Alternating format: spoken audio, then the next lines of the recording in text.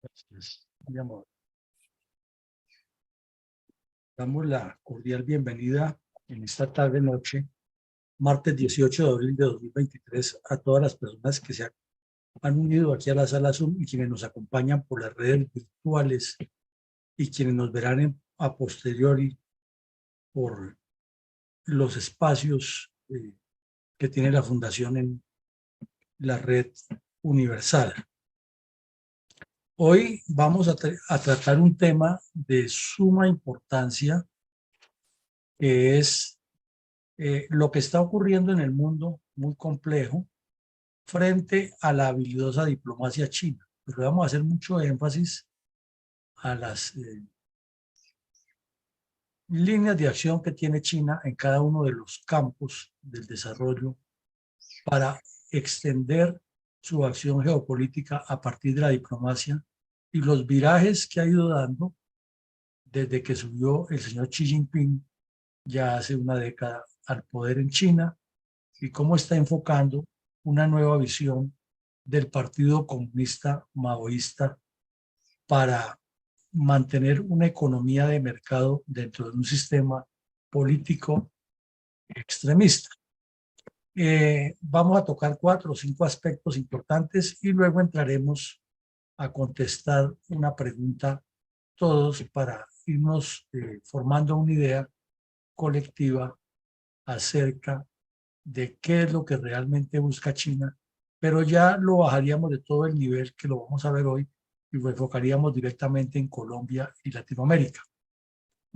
Pero para entender qué es lo que quiere China para Colombia y Latinoamérica, tenemos que entender exactamente cuál es su política exterior, cuál es su línea de pensamiento y cuáles son sus metodologías de acción.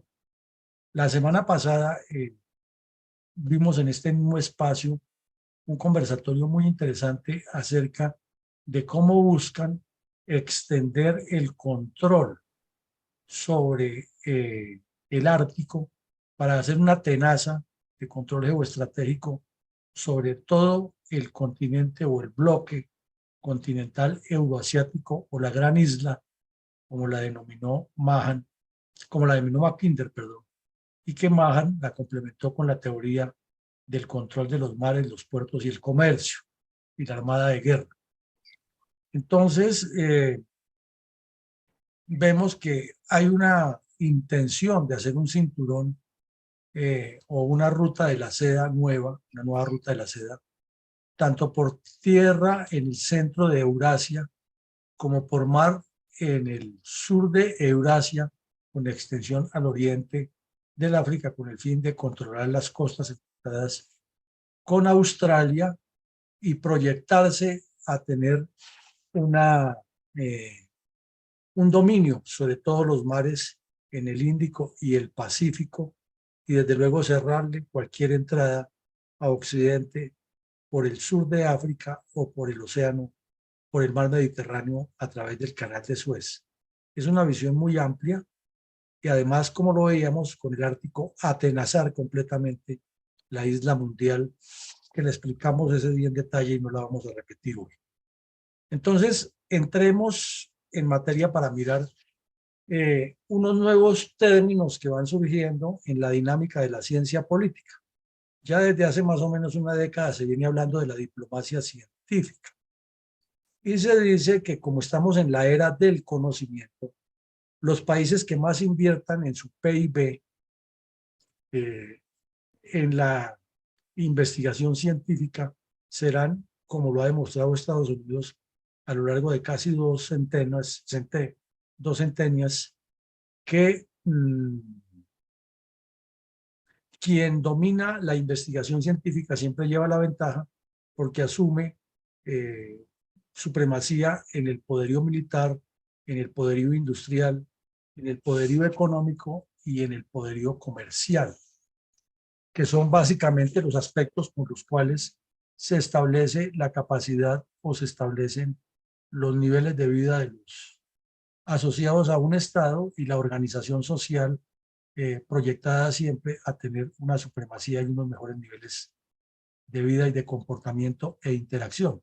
Entonces, esta diplomacia científica, la China la ha graduado, la ha manejado de una manera hábil, inteligente, y ha recurrido ya durante 70 años, más de 70 años, desde la revolución socialista, de la revolución maoísta mejor, a ir implementando una serie de acciones y métodos para proyectarse hacia el exterior y para proyectarse siempre con una latente amenaza de la fuerza, porque lo primero que hicieron para posicionarse duro en el escenario internacional y pedir el acceso a la ONU fue construir la bomba atómica y formar un gran ejército terrestre que demostró prácticamente ser muy difícil de derrotar en la guerra de Corea, ya que siempre tenían personas frescas y listas para enviar a primera línea, no importaba cuántos perdieran. Luego tuvieron una escaramuza de una guerra con Rusia, no duró mucho y fue la disensión chino-soviética, pero después Mao Zedong comenzó a reevaluar algunos aspectos y se dedicó a atraer la inversión extranjera, inclusive después de que firmó con el señor Nixon el acuerdo. Pero la inversión extranjera estaba buscando algo que Occidente no lo entendió, y era que querían mejorar la capacidad científica de China. Porque dijeron en su momento, y quien relevó a Mao Zedong lo expuso más abiertamente, pero Mao en sus últimos años, que no era solamente el militarista que lo pintan, planteó que China no podía quedarse viendo hacia adentro, no podía quedarse viendo las fronteras hacia adentro y creyendo que tenían la solución a todo porque tenían una cultura milenaria y unos valores muy interesantes, sino que tenían que salir a robarle a Occidente los avances de la tecnología y en todos los campos para igualarlos, aprender de ellos y superarlos a largo plazo. Pues falleció Mao en el 76 y quien lo sucedió siguió con la misma línea, y luego el otro y el otro hasta que tenemos al señor Xi Jinping, que ya llegó con una mano dura aprovechando una bonanza financiera y económica. Y entonces ya planteó, ahí viene lo de la diplomacia científica, que China tiene que llegar al primer centenio, a cumplir su primer siglo, el centenario que se celebra en 2049, como la potencia de la tecnología y la que controla el comercio en el mundo. Y han tenido una serie de planes quinquenales y de otros planes dentro de un plan estratégico que lo han venido desarrollando, y tal vez por la pandemia ahora y por una recesión económica que les generó y algunos problemas internos de derechos humanos, no lo pudieron llevar al efecto, pero sí pudo atornillarse el señor Xi Jinping en el último congreso del Partido Comunista y hacer algo que no se pensaba, que era cambiar una norma que solamente eran 2 periodos, y él ya siguió. Y no solo eso, sino que se planteó como el nuevo Mao Zedong, pero le dio un énfasis especial a lo científico. Entonces China, ¿qué es lo que está haciendo? No solo por Xi Jinping, sino por el conjunto, la estructura, la estrategia. Es que hay que buscar en el mundo todo lo que necesite desarrollo científico, que valga la redundancia, es todo, ¿no? Entonces el Ártico necesita mejorar lo de los rompehielos para avanzar más rápido y reducir la distancia y el camino entre Pekín y Ámsterdam. Entonces hay que desarrollar una tecnología especial para allá y hacer una investigación científica del subsuelo marino. Entonces hay que invertirle a las universidades chinas todo lo que se necesite de recursos para que vayan al Ártico e investiguen lo que hay debajo de las grandes capas de hielo que forman pues esta región cercana al Polo Norte y que forman el Polo Norte. Eso no lo ha hecho ninguna otra potencia con la dimensión que lo está haciendo.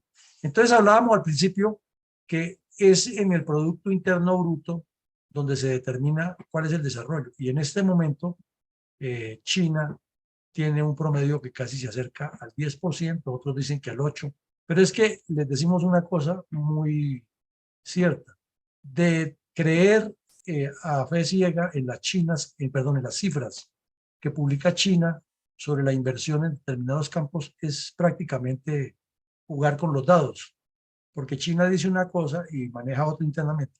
Pero sea 8, sea 10, sea 7%, lo cierto es que es superior la inversión que está haciendo China en la investigación científica en varios campos frente a la que hacen los países occidentales.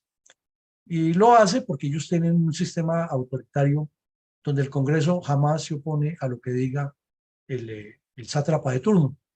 En cambio, pues en un país democrático, el Congreso se opone y al oponerse el Congreso a algunas cosas, pues la empresa privada no puede participar de la misma forma como lo hace. Y sin embargo, Occidente ha mantenido la ventaja, en especial Estados Unidos, porque hay un estímulo grande a que el capital privado sea el que haga la investigación científica. No quiere decir que las universidades estatales no lo hagan, porque ya sabemos que los institutos de ciencia y tecnología de Estados Unidos, de la mayoría de los estados, son altísimamente cualificados. El mal conocido es el MIT de Massachusetts, que está en Harvard, pero hay otros que son igual de fuertes y que también incrementan mucho el estudio científico y son estatales, son oficiales. Sin embargo, las universidades privadas en Estados Unidos y los centros de investigación privada son los que más reciben la inyección de la industria estadounidense, pensando siempre en ser mejores. Inclusive, allá pues lo hemos analizado también aquí, por ejemplo, el trabajo de la investigación científica militar para mantener los más altos estándares de eficiencia del armamento y la fuerza, pues son manejados por empresas privadas y lo que hace el Departamento de Defensa o las fuerzas es contratar, hacen los contratos, supervisan la inversión de los recursos, tienen también su departamento de ciencia y tecnología naturalmente, pero es una esencia privada y eso es lo que le ha dado ventaja a Occidente hasta ahora. Pero con esta carrera locada que lleva la China de meterse diplomáticamente o utilizar la tecnología como un método de diplomacia, pues está cambiando, ¿no? Porque eso no lo ha hecho Occidente nunca. ¿Qué hacía Occidente? Mejoraba internamente, atrae, como hace Estados Unidos, Inglaterra y Francia, estudiantes de todo el mundo que se formen con la idea de que vayan a sus países de regreso. No todos lo hacen, esa es la idea. Y se integren al desarrollo que hacen los países occidentales. China lo que está pensando es llegar allá y meterles en la cabeza que esta es la solución a su problema, pero la manejamos nosotros. Pero estamos en su territorio y de aquí ustedes van a recibir una ventaja. Entonces son dos formas distintas de ver el desarrollo tecnológico, pero además lo están utilizando como un método de acercamiento diplomático. Entonces tengamos en cuenta ese primer factor. Miremos otro factor que lo está haciendo. Es que es la famosa diplomacia cultural de China. Entonces China tiene alrededor una influencia grandísima porque su cultura es poderosa. Eso no lo podemos negar, es una cultura milenaria. Y poco a poco se han ido metiendo a Occidente y se han ido desapropiando de terrenos. Uno de los más famosos pues, es el Chinatown de Nueva York, pero también lo hay en Londres, lo hay en San Francisco, que son, por poner unos, mencionar unos, porque hay en muchas partes del mundo, unos Chinatown que han ido llevando a gente que se integra a la sociedad del país que los recibe, pero se integra es para recibir los beneficios y hablar siempre de la pluriculturalidad que ustedes tienen que darnos y permitirnos. Y entonces es muy común, porque lo hemos visto ahí en Manhattan, en el Chinatown, que ellos son expertos para venderle de todo a todo el mundo, pero no le compran absolutamente nada a nadie de los que están a su alrededor, porque tienen una estrategia que viene dirigida desde el Estado chino y de la necesidad de multiplicarse ellos en el mundo. Y es que tienen que expandir su cultura. Entonces, vemos que llevan una ventaja grande, por ejemplo, en el acceso a los recursos, porque es parte de su diplomacia cultural. Entonces, por ejemplo, las comunidades hispanas en Nueva York reciben de vez en cuando aportes de la ciudad, como dicen allá. Allá todo se dice la ciudad aportó la ciudad. Pero ¿qué sucede? Que los chinos sí van con proyectos, con programas que están respaldados desde el Ministerio de Relaciones Exteriores y desde el gobierno chino y que están reclamando con abogados y con todo lo que se maneja en ese esquema, mientras los nuestros son unos líderes sociales que trabajan en sus actividades, viven casi que como la mayoría de los hispanos en Estados Unidos al día, y les gusta la organización social, pero no tienen el mismo peso. Entonces, cuando se dice una actividad de China ya, pues eso es para botar la casa por la ventana, lo que no ocurre con una actividad que hagan los venezolanos, los puertorriqueños, los colombianos, que hacen cosas muy bonitas, pero no tiene esa continuidad en el tiempo. Entonces, esa diplomacia cultural china la está extendiendo y en el África, por ejemplo, que es el continente olvidado en todos los sentidos, hablábamos fuera del micrófono lo que ocurre en Sudán, la China ha ido metiéndose y ha ido transportando su cultura y están sufriendo estas personas allá. Por un lado, el drama de la violencia que le está llevando eh, actividad de diplomacia cultural paralela muy interesante y se ha ido metiendo en varios escenarios de la vida política, social y cultural de los países sin que ellos se integren al desarrollo de estos países, sino por el contrario, eh, buscan que los países se integren a lo que trae China de su cultura y a lo que trae China con su tecnología, con su investigación, con su desarrollo. Y esto pues naturalmente es una actividad planeada estratégicamente, desarrollada tácticamente y controlada metodológicamente por el partido.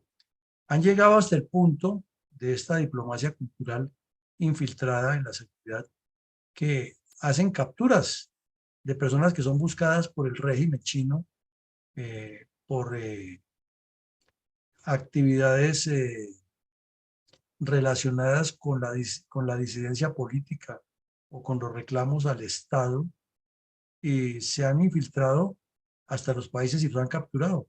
En este momento, de hecho, en Estados Unidos están en una corte unos señores chinos porque intentaron asesinar a un chino disidente que vivía en Nueva York.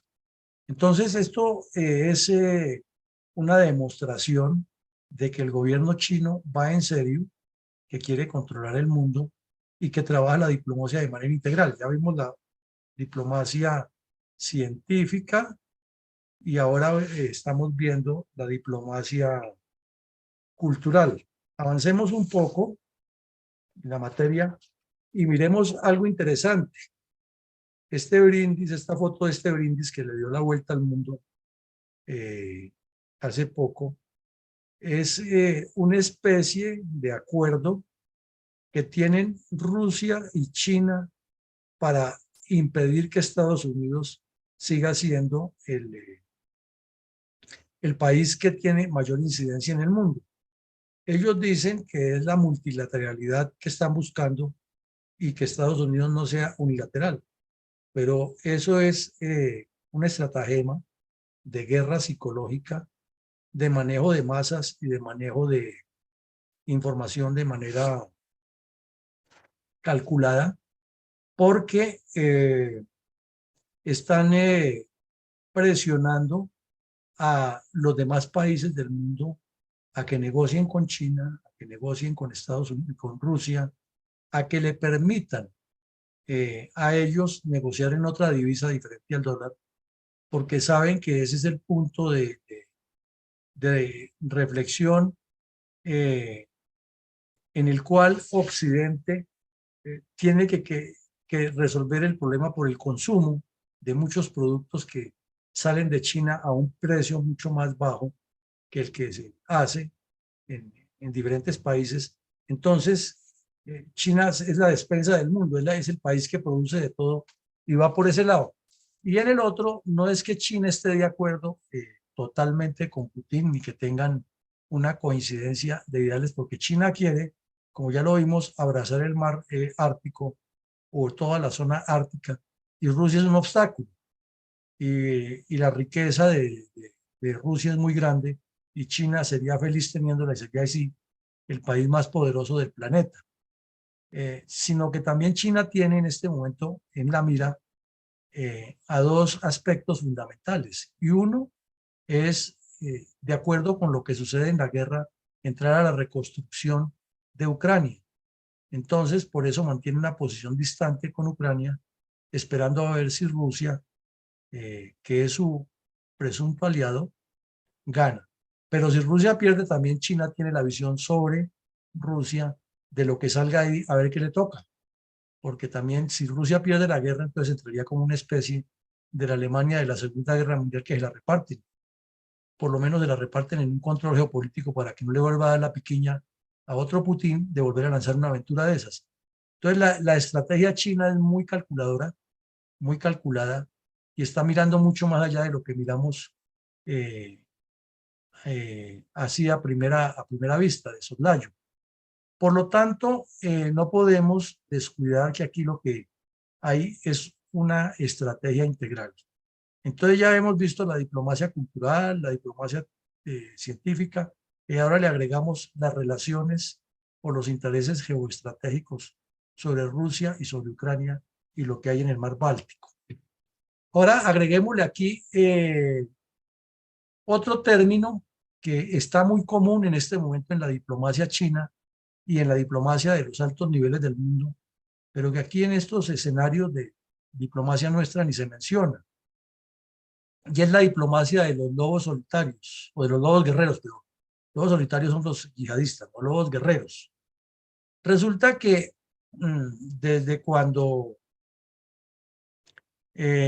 falleció Deng Xiaoping, se asumió una política por parte del gobierno chino que consistía en que China tenía que tener una actitud blanda, sin ser débil, pero nunca demostrar dientes, y era la política con la que estaban manejando, mientras cooptaban toda la inteligencia industrial y científica de Occidente con el fin de fortalecer todo su andamiaje interno, incrementar la empresa como productora y convertirse en la industria del mundo. Esa era la primera parte del plan.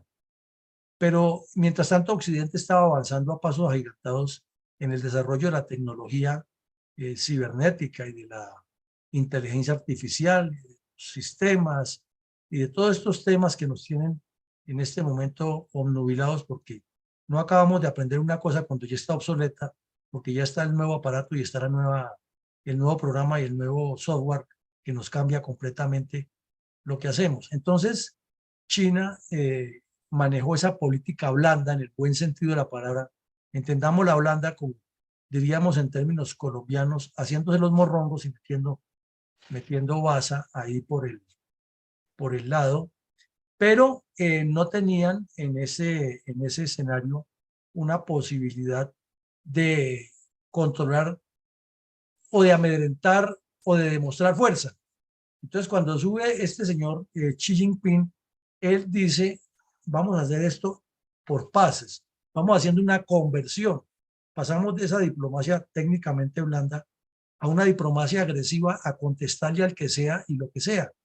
Y en su primer periodo inicia a hacerlo él personalmente, y como es de mano de hierro, entonces nadie más lo podía hacer a menos que tuviera alguna autorización de él y del Departamento de Estado, el equivalente al Departamento de Estado que es su Cancillería o su Ministerio de Relaciones Exteriores. Entonces, en el segundo periodo ya es más frontal, y en el tercero, que es el que acaba de comenzar, ya vemos que es común ver a los diplomáticos chinos hablando en forma desafiante y agrediendo verbalmente a Estados Unidos. Esa agresión la iniciaron durante el gobierno Obama y la bajaron un poquitico por estratagema del señor Xi Jinping durante el gobierno de Trump, porque calcularon que con Trump tenían una especie de aliado que luego se les convirtió en un choque frontal, y entonces hallaron otra justificación, porque como vemos ellos juegan a que si el adversario dice que sí pierde y si dice que no, también pierde. Es una estratagema comunista muy hábilmente manejada siempre. Entonces, al principio vieron que Trump les podía servir por su actitud dura y por su tendencia autocrática, muy parecido a la personalidad del señor Xi Jinping. Pero cuando vieron que Trump se les contrapuso por el tema del comercio y el desbalance que había y las inversiones y todo lo que es asunto de crítica fuerte por parte de los republicanos de más extrema derecha, pues entonces China también asumió la posición de que ellos son los agredidos y lo que habían hecho parcialmente con Obama, aquí ya lo fueron desatando y lo que tenemos ahora es que los diplomáticos chinos siempre acuden a que las cosas se manejen al estilo chino, de paso a paso, que no haya afán, mientras ellos ganan tiempo, pero todo el tiempo están diciendo que Estados Unidos es el culpable. En el caso de la guerra de Ucrania, no se manifiestan abiertamente de que estamos apoyando a Rusia en la guerra, pero sí el señor Xi Jinping dice y sus funcionarios diplomáticos, la alianza de Rusia con China es ilimitada. Ya sabemos lo que están pensando por debajo de la mesa, que tampoco es ignorado por Rusia, porque los rusos podrán haber fallado en la estrategia en la guerra, pero tontos sí no son y saben muchísimo también de estos temas de guerra psicológica. Entonces es un juego en el que China está pretendiendo sacar unas ventajas y la está por lo menos logrando impactar al mundo de que tiene la capacidad de enfrentar a Estados Unidos y que la culpa de todos los males del mundo la tiene Estados Unidos. Han trabajado muy bien esa propaganda y esto podría ser muy largo para analizar, pero a grandes rasgos es el contenido de la diplomacia de los lobos guerreros. No se me olvide esa palabra, los lobos guerreros. Aquí el país de España hace también eh, una reflexión muy seria sobre las primeras declaraciones que dio este señor tan pronto Xi Jinping lo nombró de su nuevo ministro de Exteriores. Este señor Qin Gang ha tenido una carrera larga en la diplomacia china, no como los diplomáticos colombianos que los nombra cada politiquero de turno y como los que tenemos ahora que son una real vergüenza, sino que son personas que han hecho una carrera diplomática dentro de la Cancillería china y este señor la ha hecho. Y al llegar allí, él es de mano dura, es de la línea extrema del Partido Comunista. De lo contrario, no sería hombre de confianza de Xi Jinping. Lo primero que dijo es lo que el país de España sacó aquí a relucir. No debe repetirse en Asia una crisis como la de Ucrania. O sea, le está diciendo de frente a Estados Unidos y a la OTAN que no se vayan a meter en nada con Taiwán porque la crisis no es la misma y la respuesta va a ser contundente. Eso tiene, lógico, una carga de propaganda, tiene una carga de realidad, una carga de suposición, pero ya es una postura diferente porque este señor es el que encabeza ahora a los lobos guerreros. Entonces diríamos que este es el lobo guerrero que está en cabeza de todo ese estratagema y de todo ese manejo habilidoso y que es el que articula a las demás diplomacias, ¿no? Mientras eso le plantean a la OTAN y a Estados Unidos, al resto del mundo le están planteando la posibilidad de que tiene que seguir lo que China les transporte o les transmute de manera cultural, de manera científica, de manera política. Y por eso, cuando hicieron el campeonato mundial que China le ofreció, ellos no estaban pensando en que para admirar a X o Y futbolista ni que eso era necesario, para ponerse ante el mundo como un país abierto a todo este tipo de desarrollos y para abrir también unos mercados con este deporte y captar mucho dinero. O sea, en todo están pensando estratégicamente y a largo plazo. Vemos aquí que otro punto de la diplomacia china que es de reflexión y la pregunta es ¿por qué Xi Jinping no llama ni le recibe llamadas a Zelensky? Y hemos visto en los medios de comunicación que a menudo Zelensky dice, yo quiero hablar con Xi Jinping. Inclusive hace poquito que estuvo en Moscú, Zelensky intentó comunicarse con él y no pudo. Pues la explicación que dan los analistas, los especialistas en el tema geopolítica y diplomacia, es que Xi Jinping está mirando lo que decíamos ahora, es observando qué va a suceder, cómo va a suceder, cómo orientamos esto y si China y si Rusia pierde, entonces ¿qué hacemos con Rusia? Que es nuestro aliado. Pero si Ucrania pierde, entonces ¿cómo vamos a utilizar semejante riqueza que tiene Ucrania? Resulta que Ucrania antes de la guerra era un exportador fenomenal de granos para China, maíz, arroz, sorgo, ajonjolí, eh, aceite de girasol. Era un exportador muy fuerte y es la fortaleza que tiene Ucrania, además de su riqueza mineral que es grande y de la laboriosidad de sus gentes, pero la corrupción allá también es bastante grande de los políticos. Ese es el lunar que tiene. Entonces, Xi Jinping, tan pronto se desató la guerra, como él está en contubernio con Rusia, fue cerrando paralelamente las importaciones y dejando de hacer a otros países, en especial, obviamente, a Rusia, que tiene producción en algunos de esos campos. Entonces, es una presión grande que le está haciendo China a Ucrania, no porque quiera que Rusia gane la guerra per se, sino porque está mirando dos cosas importantes, aquí las decíamos al principio, cuando se metieron los vándalos y nos bloquearon la conversación. Una es que China quiere definitivamente entrar a ser parte de las decisiones de Europa.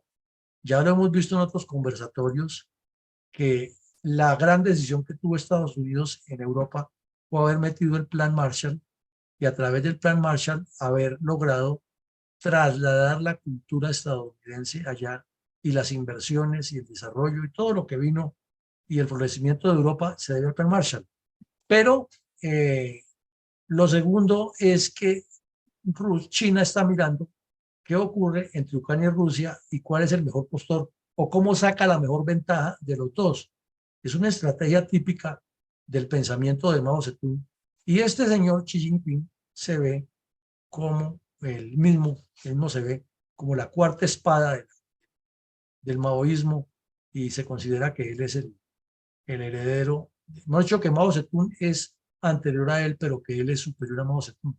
Y así más o menos lo dejó constancia en un documento que publicó en octubre del año pasado en un congreso del Partido Comunista, con el cual se legitimó y se convalidó para que en diciembre lo reeligieran como el, el continuador en la presidencia china.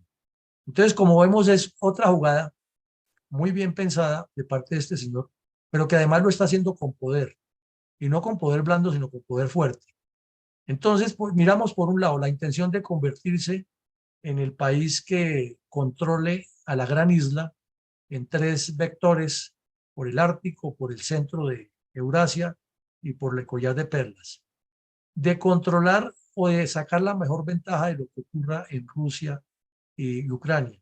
De controlar a 2049 la mayor producción de tecnología y la mayor producción o la mayor capacidad de invención. Y para eso están invirtiendo lo que sea. Y con una diplomacia científica, establecer controles donde están los recursos, aprovechando la corrupción de los políticos que es universal, para ir apropiando a China de todo eso e ir amarrando a los demás países. Entonces es una estrategia muy bien pensada. Que lo logren es otra cosa, ¿no? Porque siempre habrá aspectos que cambian los cursos de acción. Pero es lo que ellos están pensando y es sobre lo que hay que entender hacia dónde van y cuáles son sus objetivos. Entonces eso explica por qué este señor está mirando a Ucrania con unos ojos diferentes a como ve Occidente o a como los vería cualquier persona que analice el problema. Dice, bueno, pero entonces China, ¿por qué no se decide? Y en apariencia está más con Rusia que lo está que con Ucrania. Es porque está jugando las bandas a ver qué les resulta mejor, porque además el negocio para la ingeniería china de reconstruir a Ucrania después de la guerra, eso es de miles de millones de dólares y China está dispuesto a invertir miles de millones de dólares para ganar millones de adeptos y controlar a Ucrania como lo está haciendo en otros países. Es estrategia pura y eso es lo que hay que entender. Y si nosotros seguimos aquí pensando como tercermundistas, nos van a meter una goleada insalvable. Ahora, la más reciente, las reuniones de las tantas que han tenido, están jugando al famoso aforismo de Maquiavelo, divide y reinarás. Xi Jinping no tuvo problema en decirle al señor Macron que es una persona bastante inestable, porque un día dice una cosa, otro día dice otra, y quiere resolverlo todo por una diplomacia de salamería y de oportunismo que a los chinos no les cala porque ellos son expertos en eso, son expertos en el conocimiento humano. Una de las condiciones que les requiere ser miembro del servicio exterior chino, ser diplomático, es tener una formación en el conocimiento del comportamiento de los seres humanos, o sea, saber de guerra psicológica, saber de psicología individual, con estudiar al adversario, y eso no lo tienen los demás países. Entonces, el señor francés, Macron, que anda pensando en ser el premio Nobel de Paz y eternizarse en Francia, estaba proponiendo que China hable con Rusia, y el señor Xi Jinping ya sabía lo que le iba a decir, lo conocía perfectamente. O sea, eso es ser experto en negociaciones, es saber qué es lo que el otro me va a decir para manejarlo y jugar con la necesidad del otro. Ya llegó y lo manipuló, lo tuvo 3 días paseando, lo llevó a los mejores sitios, pero no se comprometió a nada. Y Macron regresó a Francia con el cuento de que había hecho una gran cosa y sí cometió un desliz en el que cayó en una trampa de ponerse a decir en público que es que hay que buscar el multilateralismo y que Francia, que es de la OTAN alineada con Estados Unidos, no cree en el multilateralismo perdón, en el unilateralismo de Estados Unidos. O sea, haciéndole un favor al señor Xi Jinping.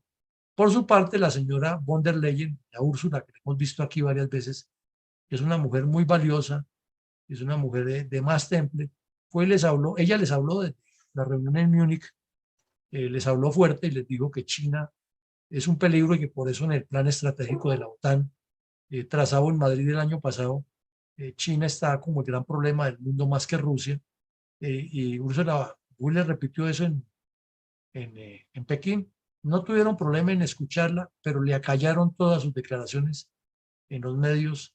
Y finalmente, el señor Xi Jinping, en la declaración conjunta, donde hablaron Macron y él, terminó opacando lo que dijo la señora Úrsula y dándole a entender al mundo que la unidad que tiene Europa y la OTAN es como de tigres de papel.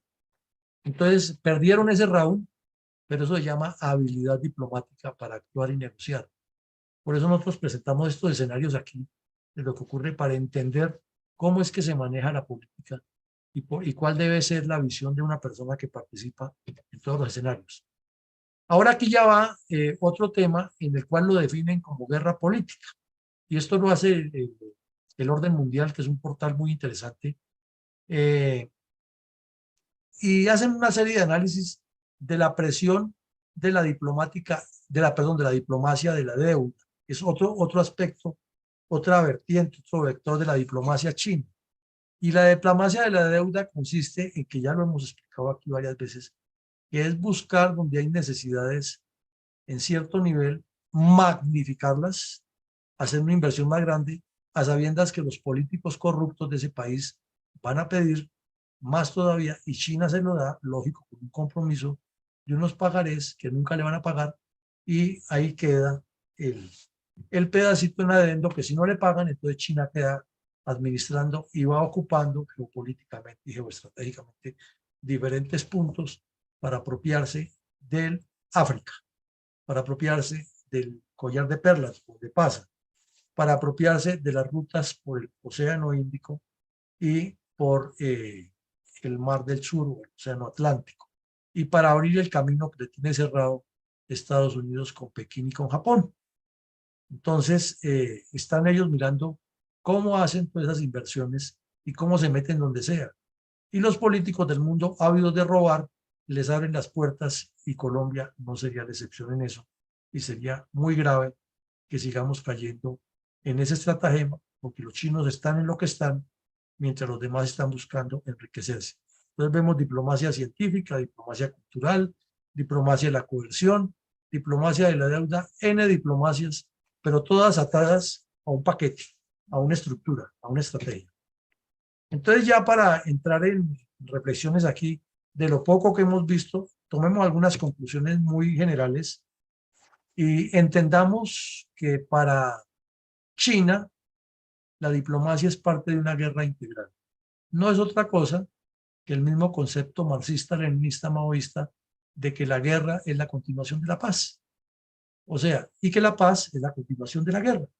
Por un lado, entonces estamos haciendo las paces, somos muy amigos, pero por el otro lado le estoy haciendo la guerra insoportable, insostenible, para socavarlo a usted en todos sus campos, sea en la parte de la moralidad con el manejo de los recursos públicos, sea en su incapacidad para desarrollar tecnología de punta, sea en su incapacidad para proyectar su cultura, y nosotros le llamamos una cultura nueva, sea en su incapacidad para administrar los recursos que tiene y nosotros vamos y se lo administramos, etcétera, etcétera. Entonces la diplomacia china es como la extensión geopolítica, pero siempre con muy buenas maneras, con unos formalismos impresionantes, con una sonrisa a flor de labio, así le esté clavando el puñal hasta el fondo del hígado, pero se sigue sonriendo con usted. Esa es la estratagema que ellos llaman en conjunto la guerra integral o la diplomacia integral, que es hacia ambos lados. Entonces, vemos que en ese contexto, la diplomacia debe ser el eje de la guerra política. Debe ser la forma como lo maneja el país, su prospección, su proyección, su apertura hacia el mundo es a partir de una diplomacia que tiene una serie de, como los paracaidistas, de líneas de anclaje para que cuando salga por la puerta del avión sale todo el conjunto, cae a tierra todo el conjunto y se recupera para, para la operación en conjunto y todo conjunto. Entonces la diplomacia es el eje de esa acción conjunta. La diplomacia tiene un contexto en la visión china, es preparar el camino, allanar el terreno para hacer una dominación económica y una extensión de su proyecto. Todo esto nos suena novedoso en algunos campos o nos suena reiterativo en otros, pero es lo que están haciendo y es lo que tenemos que entender de cómo se están jugando las cartas en el mundo y cómo hay tantos tejemanejes que si no se conocen en la política, pues se llega a dar palos de ciego y a hablar insensateces en los foros internacionales como les pasa a nuestros representantes. También tenemos que China está pensando que al afianzar esa diplomacia que le va abriendo otros caminos para la dominación económica, tiene que tener un paso más allá, que son las futuras acciones militares de coerción, de coacción, de reacción o de acción, por donde usted la mire. Es preparándose porque sabrá que Occidente llegará el momento en que tiene que defenderse y va a reaccionar muy duro. Entonces hay que tener el control geoestratégico de los puntos claves del planeta, como decir el sur de África, el canal de Suez, el canal de Panamá y lógico el canal de Colombia, el cruce por el Cabo de Hornos en Chile, el dominio del aire, el dominio del espacio, o sea, ser los dueños de todos. Y nosotros en estos escenarios pensando todavía entre las peleas de Uribe y Petro. Entonces estamos lejos de la realidad de lo que está pasando en el mundo. Lo hemos visto aquí que nuestra economía, nuestra balanza comercial se enfoca mucho en Estados Unidos, Canadá y algunos países vecinos, y eso no es malo. Hay que fortalecerla y entre más crezca. Pero no miramos que el 60-65% de la economía del mundo está en el sudeste asiático, en China y en Eurasia. Entonces, hacia allá sí hay que mirar cómo se hace para que nuestra economía crezca y no que vengan aquí a apropiarse lo nuestro. Cuestión de simple lógica. Entender la estrategia del adversario para responder con una estrategia. Y de paso busca consolidar todos los objetivos geopolíticos de China en el planeta y en el exoplaneta. Porque ya están mirando hacia el espacio. China ya ha hecho unos ensayos. Algunos dicen que exageran, pero otros dicen que es cierto, de lanzar misiles que le dan la vuelta a la Tierra por la estratosfera en un tiempo récord que no lo han tenido los otros países. Y lo cierto es que Estados Unidos está adelantando investigaciones sobre eso, porque parece que sí es real esa información y que China ya se le adelantó en la capacidad de las baterías misileras con esas connotaciones sobre la estratosfera. Entonces, al consolidar de paso el control de los objetivos geopolíticos, pues está haciendo todo un paquete, está yendo en un solo bloque. Y eso es lo que se necesita para actuar en política, ir en bloque simultáneamente con una serie de aspectos, pero se requiere personas preparadas. China ha hecho esa preparación por 70 años con unos objetivos muy claros. De suerte que quienes siempre miran que Mao Zedong es el responsable de una mortandad y lo miran solamente como un criminal que lo fue, pues están equivocados. El tipo tenía una inteligencia muy grande y un equipo de trabajo orientado en unos propósitos que dejaron el camino abierto para que otros le mejoraran y le avanzaran, es cierto, pero hay que reconocer que eso viene de hace muchos años y no es tan sencillo como nos lo pintan. Finalmente, aquí hay algo muy importante, es que todo lo que hace China en la parte exterior, esa extensión diplomática, ese acercamiento, ese estar hurgando aquí y allá, es parte de un plan de desarrollo nacional. Pero ya vemos los planes de desarrollo nacionales que hacemos en Latinoamérica y en Colombia y son vergonzosos. No tienen ni alcance, ni prospección, ni continuidad en el tiempo frente a una cosa tan ambiciosa. Y todo el cuento es que como China es una potencia, lo puede hacer, pero es que la mente no se trata de potencias, la mente se trata de capacidad y de tener convencimiento de donde se está, es que hay que hacer por donde se está. Esa es la diferencia. Porque podemos tener aquí en Latinoamérica y en Colombia personas con un IQ superior al de Albert Einstein. Probablemente los hay, pero están pensando es en ellos y en otras cosas y no en proyectos de esa dimensión. Y para cerrar, hay otro aspecto que le llevan la ventaja a Occidente, porque Occidente, como es democrático, depende de las decisiones democráticas. Aquellos dependen de las decisiones del partido. Entonces Xi Jinping le presentan las decisiones científicas, tecnológicas, culturales, económicas o políticas y lo primero que pregunta, ¿se ajusta a la línea del partido? ¿Se ajusta al plan de desarrollo nacional? Sí, señor. Entonces, go ahead, hágale para adelante. ¿Qué diferencia? Entonces, aquí nos falta también eso, que haya líneas, no de partido, que entonces nos volvemos totalitarios, pero sí líneas de desarrollo estratégicas y que el plan nacional de desarrollo corresponda a una planeación estratégica y no al oportunismo y al populismo que nos caracteriza.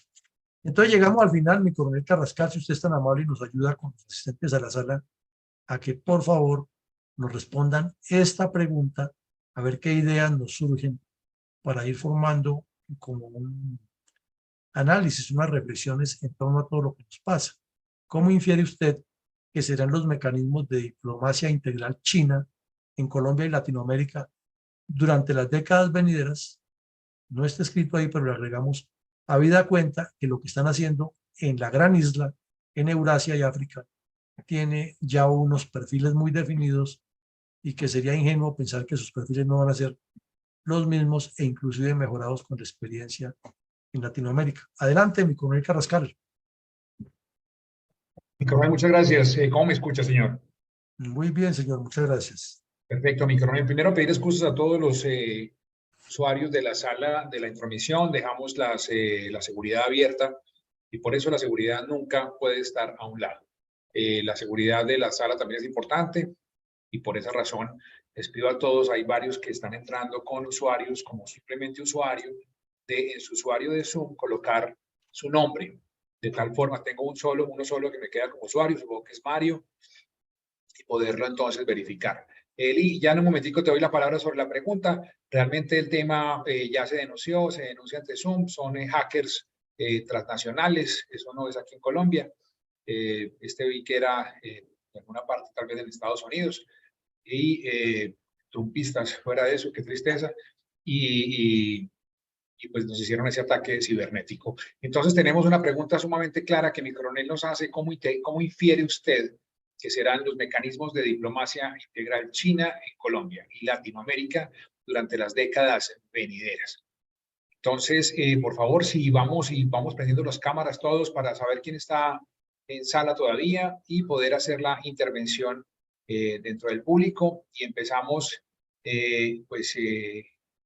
con usuario inicialmente para poder verificar quién es y si no, pues verificarlo. Le voy a dar la palabra y le voy a solicitar entonces, ya estoy quitando en la seguridad permitir que activen, que inicien su video y permitir que activen su micrófono. Ya en este momento está activo. Por favor, quien está identificado como usuario, no sé si es Mario. Sí, Héctor, soy yo, Mario Posada.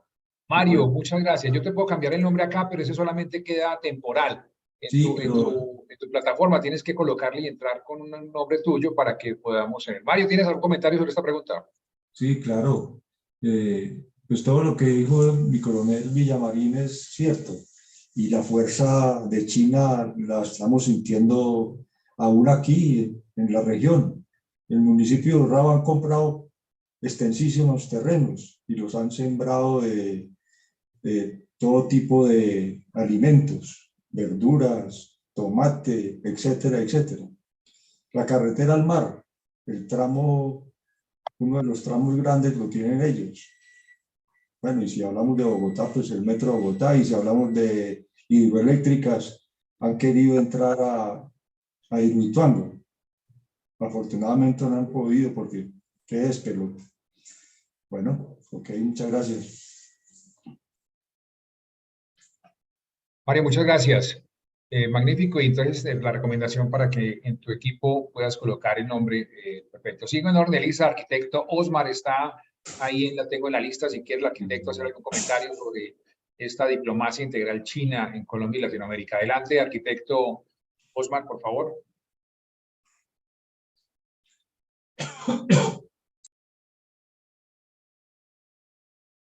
Atento del arquitecto. Eli Ospina, por favor, Eli, tienes la palabra. Muchas gracias, mi coronel, y buenas noches. Gracias por esas disculpas ofrecidas por usted, que le dio pena ajena como a mí con lo que sucedió. Yo tengo para decir, con relación a la pregunta contundente es, entiendo de que lo que están haciendo los chinos es ir dándole confiticos, dulcecitos y metiéndose con lo que acaba de decir el expositor anterior.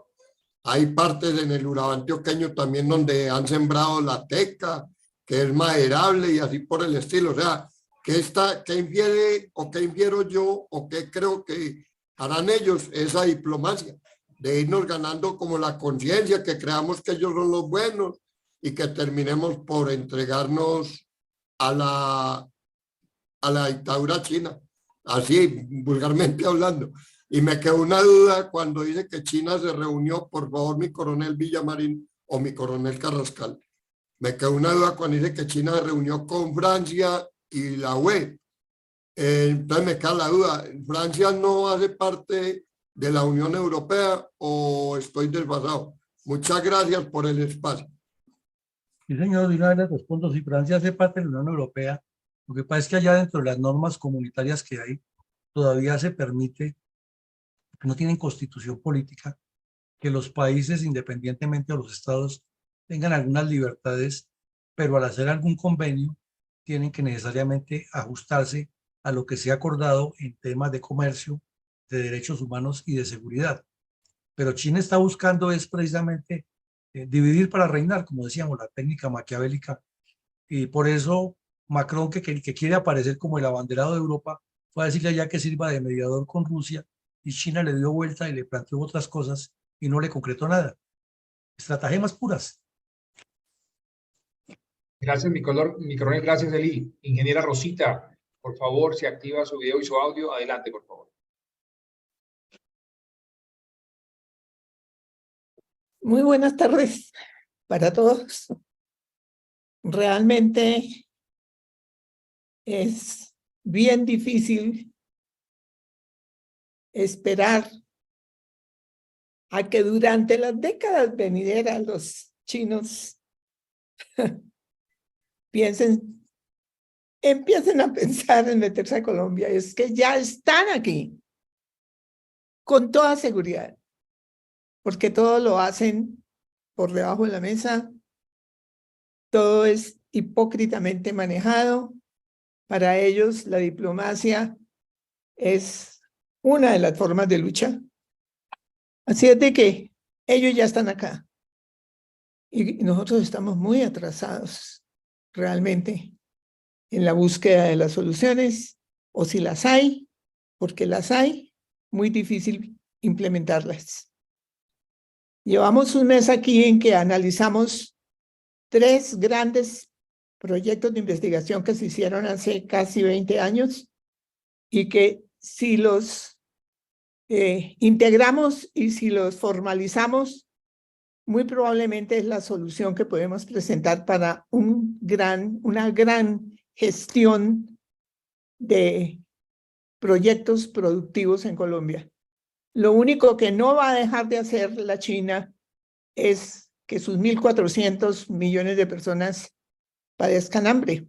Y Colombia es uno de los países que si hace alianza con tecnologías como la de el Estado de Israel para producción de alimentos, seguramente podemos constituirnos en forma rápida de suministrador de alimentos para el mundo entero. Pero que los chinos están pensando venir, no hace rato que están aquí. Ellos lo hacen todo por debajo de la mesa. Así es de que, ¿qué vamos a hacer? Esa es la gran pregunta.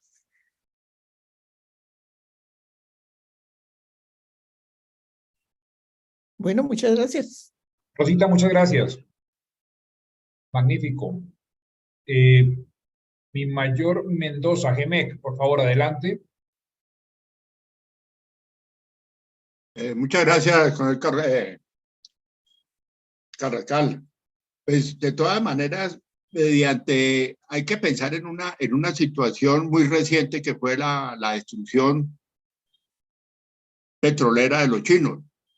Ellos, con su diplomacia, van a solicitar y van a tener a buscar una indemnización por esa situación y buscarán acceso a más explotación petrolera, a afianzar el ingreso para la cuestión de la construcción del canal Atrato Tuandó, el metro de Bogotá.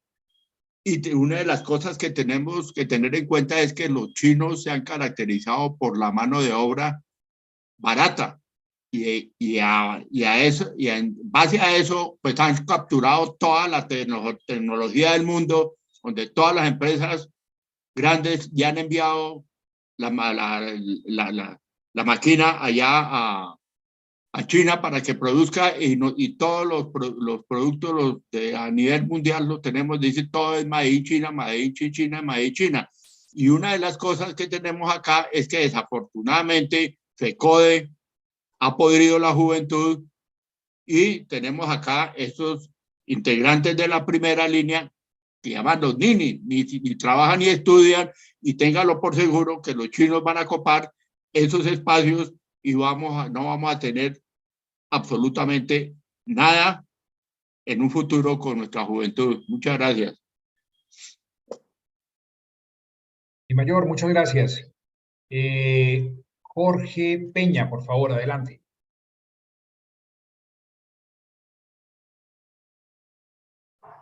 ¿Aló, me escucha? Señor, Perfecto, adelante. Ya quería que me vea, no sé si se me ve. Ya, muy bien. Soy el coronel Jorge Peña Sánchez del Ejército de Bolivia. Me ha sido muy grato escuchar a mi coronel Villamarín, felicitado por la brillante exposición que ha realizado y que este espacio es muy bueno para que nosotros podamos comunicarnos y poder analizar estratégicamente el futuro de nuestra realidad nacional en toda Latinoamérica. Particularmente yo quiero referirme a que la diplomacia china ha avasallado todos nuestros recursos naturales, ya sea y recursos naturales que no son captables, ¿no? En gran parte del mundo. Tenemos el precámbrico, nuestro escudo precámbrico, tenemos uranio, titanio, paladio, y hoy en día estamos con el problema de las tierras raras. No obstante que nosotros desde 1535, en que se llevan el primer gramo de plata y de oro, los europeos, no hemos aprendido lo que es minería. Y eso me preocupa bastante, porque nosotros deberíamos ser una Latinoamérica que conozca de minería. Y realmente hoy en día los recursos naturales y más que todo los recursos mineros son los que se llevan para hacer la ciencia y tecnología y para desarrollar. Es necesario que nosotros hagamos políticas y estrategias latinoamericanas que estén fortalecidas por nuestros estados para la protección de nuestros recursos naturales y tener ciencia y tecnología para la educación no solamente de nuestra juventud, sino de todo el pueblo, que es lo que necesitamos en realidad. Nuestra ignorancia es tan grande en Latinoamérica que estamos pues totalmente avasallados por la nueva ciencia y tecnología. Y ese sería el resumen que rescato de esta diplomacia que poco a poco no solamente está dentro de la minería, también ahora entra la biodiversidad, entra la cuestión de los recursos naturales y bueno, en fin, estamos en todos los campos muy débiles y estos espacios son muy buenos para poder expresar nuestras ideas, ¿no? Los felicito a los organizadores, felicito al coronel Villamarín por esa exposición brillante y les agradezco mucho por la oportunidad de expresar mis ideas. Un saludo cordial para todos los señores oficiales, superiores y a todo nuestro público, también personal civil que está acá en este auditorio en este momento. Muchas gracias, mi coronel. Mi coronel, a usted muchísimas gracias y ojalá pueda acompañarnos siempre. Espero que esté en la lista de distribución de la información y bienvenido. Este es un espacio para ustedes también. Gracias por estar con nosotros. José Ricardo Martínez, qué gusto escucharlo. Adelante, por favor.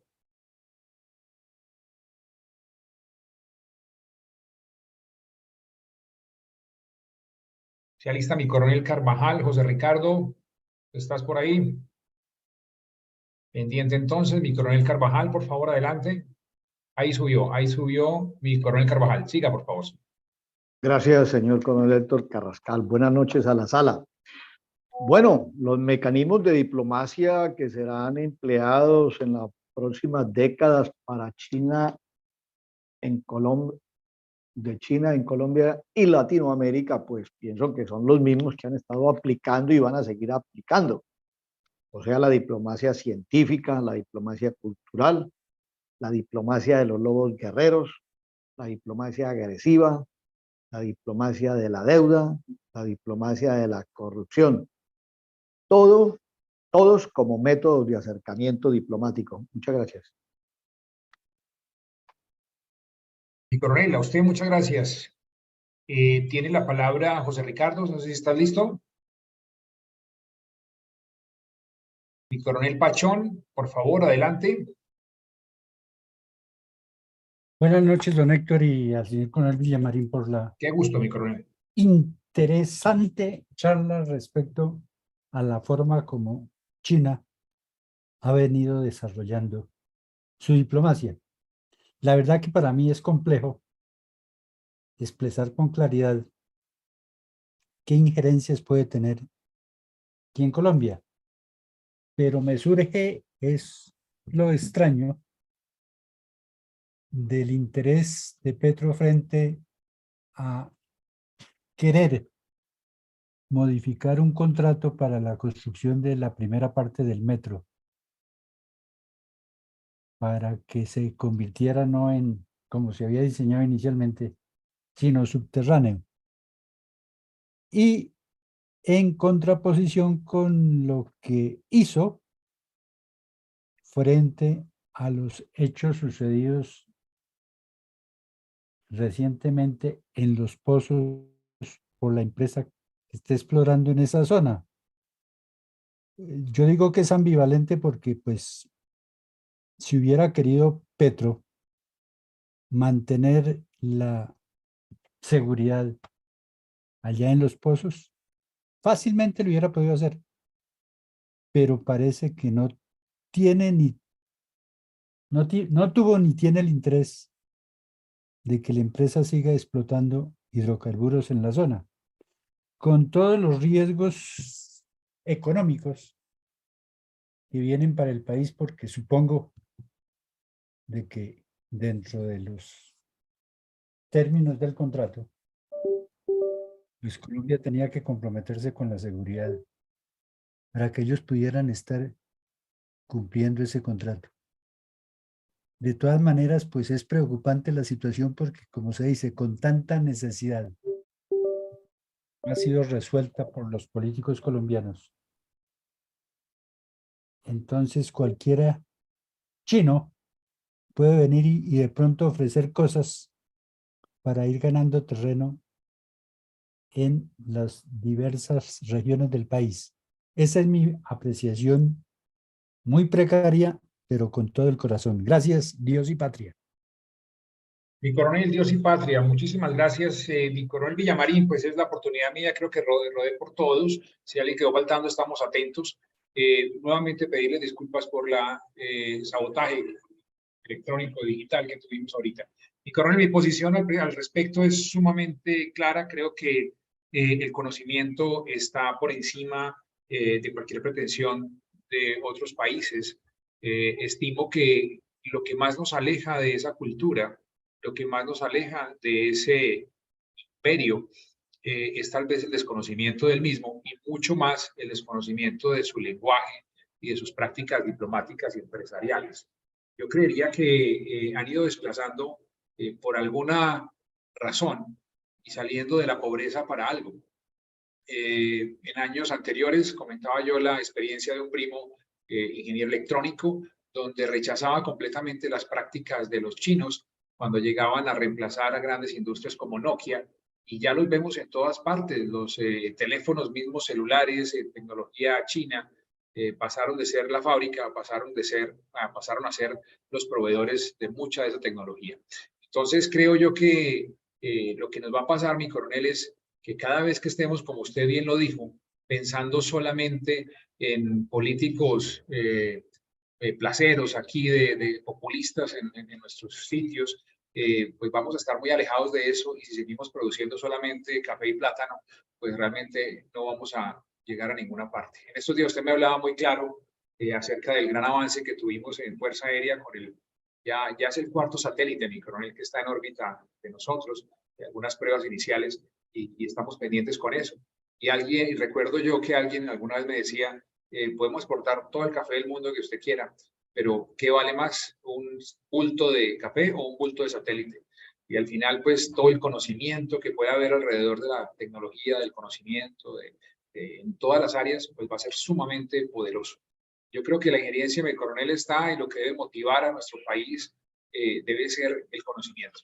Yo pensaría que si nos estamos preparando en esa lengua, porque seguramente ellos sí se están preparando en el español, sí se están preparando en las culturas nuestras, qué pensamos, en cómo negocian los colombianos, cómo son de malos para negociar, cómo nos pueden sacar ventaja, y realmente ellos tienen el conocimiento, la mano de obra barata, un poderío infinito ya en recursos, y luchar contra eso va a ser muy difícil. La pregunta es cómo llegaremos realmente a enfrentar una negociación, diálogo o algo con algo que ya es inminente. Si no fuera por los chinos, seguramente no se hubiera iniciado ese metro en Bogotá, que llevaba 100 años en planeación. Si no fuera por ellos, muchos de los productos que tenemos al frente de nosotros, seguramente esta misma plataforma por la que estamos hablando y los computadores que tienen al frente, no lo estaríamos haciendo. Y entonces realmente es cómo podemos aprovechar las oportunidades que vengan de cualquier lado del mundo, pero no ser los indios chipchas esperando que les muestren baratijas por oro y realmente simplemente entreguemos el país. Creo que lo peor que hicimos fue en nuestro criterio electoral de escoger una persona proclive y sumisa al comunismo, que nos va a llevar a una destrucción lenta de nuestro estatus propio de nuestro país, en un progreso, aunque lento, que iba seguro. Y coronel, gracias por la oportunidad de hablar. Creo que todos participaron. Ahí, mire, les doy un ejemplo. En la lista de espera encuentran ahí a un Darren Watkins. Inmediatamente ustedes le dan acceso a ese personaje. Ese es uno de esos hackers que está buscando eso. Entonces, cuando la persona que tenga la administración, no es lógico que alguien extranjero vaya a estar acá, y si nos camuflan uno ahí, hay que estar muy atentos de esa entrada para poderlo bloquear y no solo quitar, sino sancionarlo. Entonces, vamos a reportarlo una vez. Mi coronel, adelante, por favor. Bueno, gracias, mi coronel Carrascal, y gracias a todos por la asistencia a este evento, que nos resultó muy interesante. Ahora pues nos tocará hacer un trabajo técnico de cortar el video y pegar la otra parte, y eso tiene su complique, pero lo hacemos. La parte que nos hackearon, nos sabotearon. Pero bien, volviendo al tema, pues agradecerle a todos ustedes la asertividad, la confianza que tuvieron, la dificultad que se le presentó a otras personas para ingresar a la sala debido a la complejidad que se nos presentó, pero estamos seguros que por Facebook y al colocar el video va a tener mucha más aceptación y difusión, porque el tema tratado es de la mayor importancia. China no está jugando. China está desarrollando un proyecto estratégico y nos demuestra con hechos, para quien quiera hacer política, que es ir al fondo del asunto, ir al contenido profundo, ir a la esencia del asunto. Es tener objetivos claros y puertos de llegada, y es trabajar sobre líneas estratégicas que serían las rutas de acceso a esos objetivos, superando todos los obstáculos que se presentan y mirando siempre más allá de lo que puede pasar. Infortunadamente, lo hemos dicho aquí, perdimos a Panamá por eso. El mundo entero estaba hablando de la unión de los dos mares, y la Unión Americana, Estados Unidos, estaba buscando cómo unir a Occidente con Oriente de ellos y cómo controlar lo que han logrado en las Filipinas. Entonces Estados Unidos era el que necesitaba el canal, había que negociar en otras condiciones. Pero como aquí estábamos en la guerra de 2000 días matándonos, había que negociar lo que fuera para recoger plata. Y ahí vino la traición de Panamá y lo que tenemos hoy en día. Y sucesivamente nos ha pasado, ¿no? Tiene toda la razón mi coronel Carrascal cuando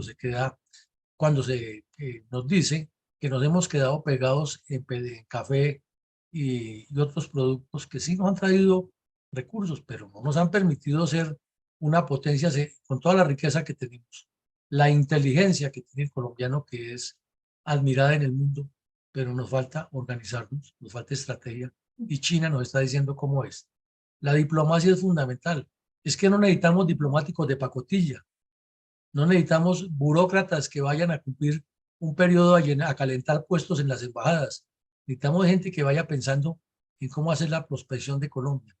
Y esa comparación que le hacíamos de lo que hace el cónsul chino en Nueva York frente a lo que hacemos los latinoamericanos allá, pues da vergüenza.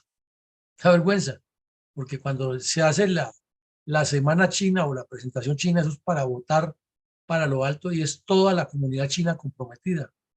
A nosotros los hispanoamericanos no nos compromete nadie en nada, ¿no? Sí, mucha gente asiste a esos eventos, pero no tienen ningún compromiso, ninguna identidad, y los chinos una unidad total. Entonces nos están sacando ventajas. Y en nuestros países, lo que decía mi coronel Peña, están haciendo ferias y fiestas con todo lo que les dejamos de explotar los minerales, y muy sabia la represión que nos pone mi coronel Peña. En 1500 hubo la primera extracción minera industrial que ha habido en Latinoamérica.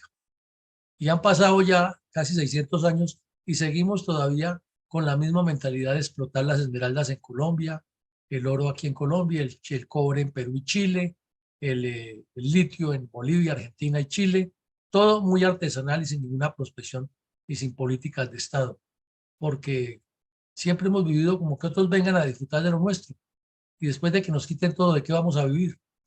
Entonces, esto es para invitarlos a todos a reflexionar, a pensar que aquí hay que construir mentalidades estrategas en todo el continente, y tiene que ser una respuesta continental.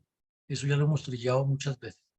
Pues a todos, muchísimas gracias, muy amables por participar, muy enriquecedoras sus participaciones, sus puntos de vista, y los invitamos a continuar en estos proyectos, en estos programas que seguirán siempre ilustrándolos.